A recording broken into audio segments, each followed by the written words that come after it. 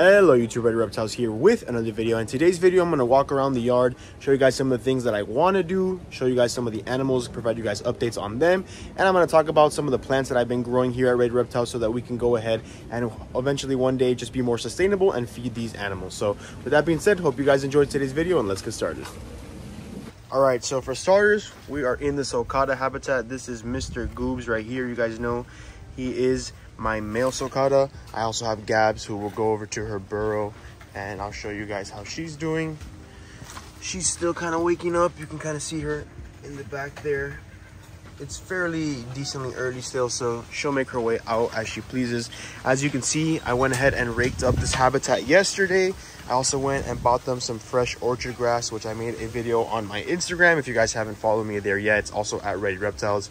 Here is the fresh pile of orchard grass that is, stacked up on top of the feed box, and inside the feed box there's also more hay, of course. I went ahead and kind of raked in here and organized the panels that are around, kind of blocking these tortoises from escaping, because as you guys know, this kind of tin can material, it's been, built for about 6 years now, so it hasn't, completely broken, but these sulcatas are very rustic and they like to kind of batter everything and break out, as you can see. So Goobs is going to that section right there where he's going to go probably bask now. Like I said, I put a fresh pile of orchard grass for them. We got some water. They have some old cactus as well. And, we're with the cowboy boots. We're out here just kind of exploring the backyard, showing you guys what's going on. And that is the update from the Salata Habitat. These guys are not my main focus anymore. I don't really breed them on purpose or, want them to breed. Gabs did lay a clutch of eggs earlier this year, and only one baby was successfully hatched and grown from there. Second one hatched, but it also passed away. And these guys just kind of do their thing. It's just them two. I do get sulcatas pretty frequently as well as rescues, but they don't really stick around too much here. So there's Mr. Goobs kind of following me around, doing his thing. And yeah, he's super nice. He should be about like 27 years old now. And he's gonna go ahead and ram me because that's just how sulcatas are. And as you can see, he's getting nice and big still and doing his thing, and just him and Gabs in this very large habitat. All right, so now on this side of the yard, we got the Aldabras. So here is Chalice. We have Play-Doh over there in that corner, still kind of waking up, like I explained, still decently early. There's Buster up here. He's eating under his perch. We got Aristotle, my largest Aldabra, as you can see, getting absolutely massive. And then in here is Victoria in this little hide. So this brings me to a nice point here. These are these old dog houses, the bottom half of one. I use both sides for them and they absolutely love hiding in there. But what I do is, or what I eventually want to do, is build a nice heated shelter or just a dry shelter for them, probably in this back corner or in this corner right here. Make it very large and vast so that they can all fit in there. As you can see, they're only growing and getting bigger. Eventually they will need to be upgraded from this habitat pretty soon here now, because they are all getting of decent size. And as you can see, they all have that beautiful shell growth and all those growth lines you can see, which are all these white kind of lines coming through them. It's more prominent over here on Play-Doh. But yeah, these guys will all need their own heated shelter, and I figured since it's coming, winter is coming, not to quote Game of Thrones, very soon, something in this back corner out of pallets, or I'll show you guys now in another clip. There's these, outdoor boxes that people store things in. They're just used for like patio sheds and stuff. I have a lot of friends of mine that use those for these tortoises, but my only concern with that is that these guys obviously get so large that they won't eventually fit in this. So it'd be kind of like a temporary fix to then redo something again. So obviously wood is not my favorite thing to build out of, but I could do it out of cement mixing, not cement mixing blocks, but cement blocks, a whole bunch of things. So I'm just gonna keep brainstorming. I've done a lot of, shelters and hides before. You guys remember, famously, I built a huge sulcata, house here that was heated with my dad, and it expanded from here all the way back there. But that's just not a lot of work, but it's just kind of like an eyesore, and I don't want it to kind of be so bulky. We are here with the younger radiateds, and these guys, I was thinking of separating the smaller ones and putting them into this little habitat right here, just so they can kind of grow individually. But I think what I'll do is I'll just leave the small group in there. That's a much larger space than here, of course, and maybe eventually expand this into this area. We still have all this yard left to kind of work with. My other thought process was maybe Aldabras get all of this and move the radiateds to the other side, which I'll share with you guys in a little bit. But as you can see, these guys are getting absolutely massive. Right now we're filming in 0.5 just so you guys can see kind of the layout of the land. They also got hay today. Yesterday was feeding day and they got just a sprinkle of Missouri. I'm trying not to overfeed too much Missouri now, but we're working on that with them. So they do love this orchard grass, and if you guys haven't really seen this, look how lush and soft this is. It's literally like legitimate fresh grass clippings, and they absolutely adore it. It's the highest in fiber. It is the best for these tortoises. And as you guys know, my grassland species like these guys, the sulcatas, the radiateds, even the Sri Lankans, the goal is to eventually just have them completely feeding on this hay, and then we sprinkle in everything else as time goes on. So on the topic of kind of growing things to feed my tortoises, here is a small mulberry tree.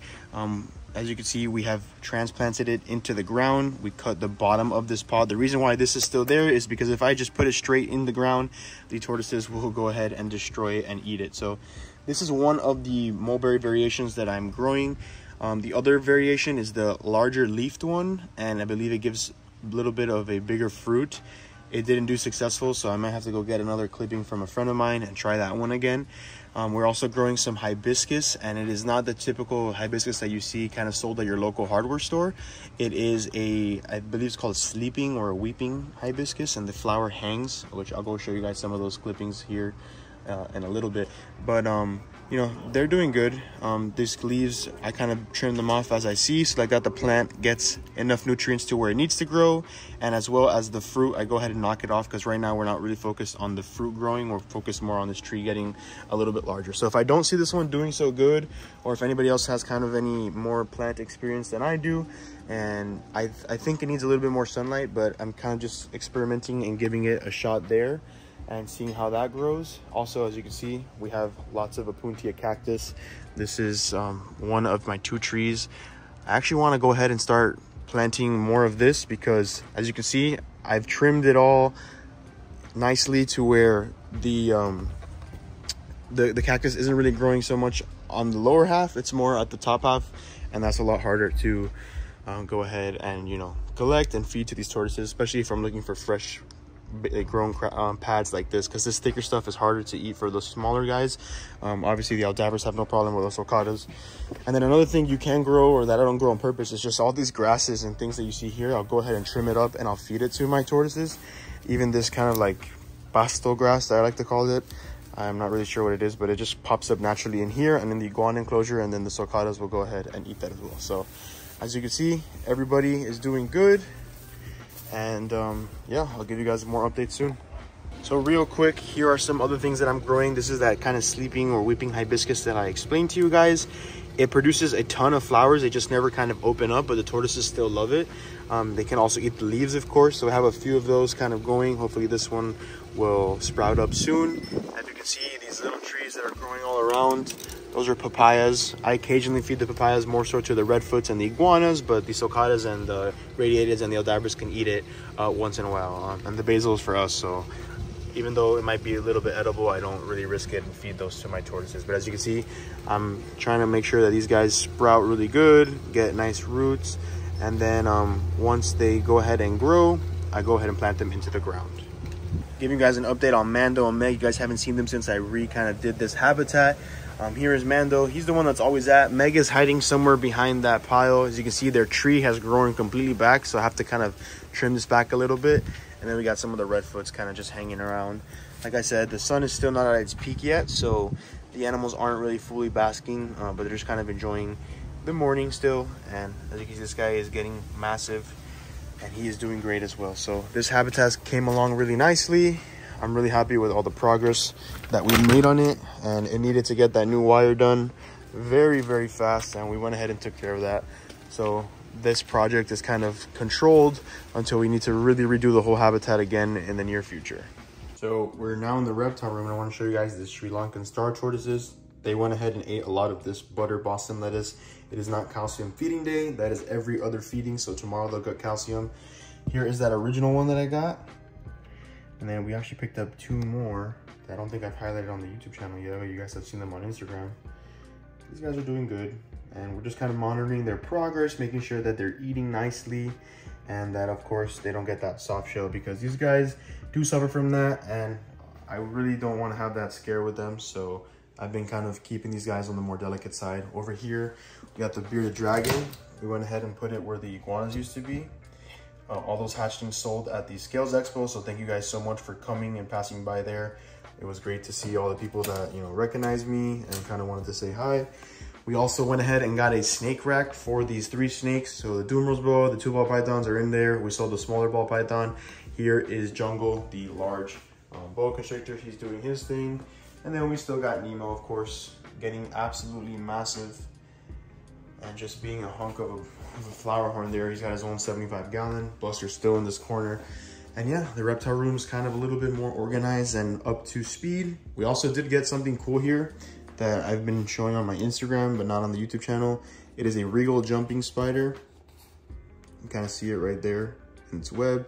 It's a big girl. We got her as a gift from a vendor that was next to us. Very small, but now, you know, it's actually growing pretty good. So cool little thing to have, and it needs to be upgraded, its habitat, but you just have to keep it in there until it gets a nice, decent size. So yeah, that is the update here in the reptile room, showing you guys these tortoises. And we're happy to have these, of course. And I'm glad that it's a different kind of genetic variation between all 3, and we can go ahead and reproduce these in the future. But I'm just being very delicate and cautious. All I'll do is I'll spray them down every time I'm in here with my spray bottle.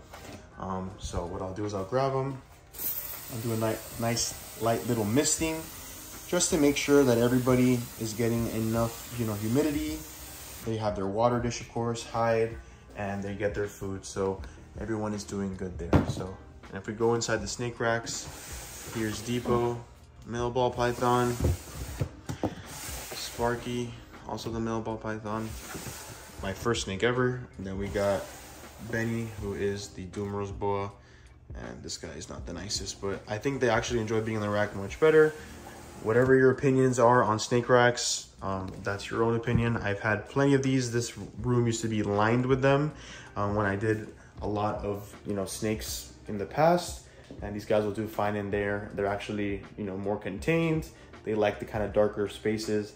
And yeah, the space is very limited, but we work with what we got, and I had to debulk some of the things in the reptile room and, you know, make room for things like, you know, these tortoises needing their proper lighting and stuff. And then this bearded dragon is sticking around here.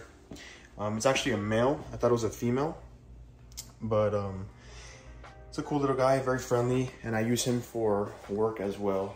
He's a cool ambassador animal to bring around to the kids that I do therapies with. So yeah, I wanted to share that with you guys. So yeah, so those are some of the updates of what's going on here at Ready Reptiles and around the yard, and some of the plants that we feed to these tortoises or are growing to, in hopes, you know, be more sustainable for them. Obviously, all the grasses and little things that grow around their habitats, they'll go ahead and munch on. They even munch on this kind of, you know, wandering plant here that seep down, but as you can see, they have it nice and trimmed up. This elephant ear variation, the smaller one, they do eat the leaves once in a while, not as much as people think they do, but there was a lot more kind of covering this area, and as you can see, they made their own path. But that's just how Alabras are. They like to kind of walk over those things, and I do appreciate that because it gives them that structure. As you can see, placing both of those hind legs on the ground, which is very important for giant tortoises like these guys. So we got the 2 younger Alabras right here. I also want to talk about these rose bushes. They're just, you know, regular roses that you would buy from the store. I don't really feed the leaves, although I'm pretty sure they can eat them. I do feed the flower. This is a dead flower here, but this one flowers a lot actually. And once in a while, I'll just go ahead and throw some of the rose heads in here, and these guys will eat them as a nice little snack. Gives them something else to kind of munch on, of course. As you can see, the hay is still there. They're still enjoying these pockets of sun. We're gonna go ahead and trim back this hedge very soon, so like that during winter, more sun hits this habitat like that, they're going to be more productive as well and being able to bask. So this is the overview of what's going on here in the yard, and as always, I hope you guys enjoyed the video. Please feel free to comment down below what you guys want to see on this channel. As I do updates and different projects, I'll go ahead and try to make these videos for you guys as well, but please understand that I work as well along with this, and I am also a grad student at the moment, so there's things that I have to kind of allocate my time to. So YouTube and social media, I try to be as consistent as possible, but I'm very much so uploading pretty much daily on Instagram. So with that being said, hope you guys enjoyed today's video. Subscribe, rate, comment, likes, and see you, my fellow herpers.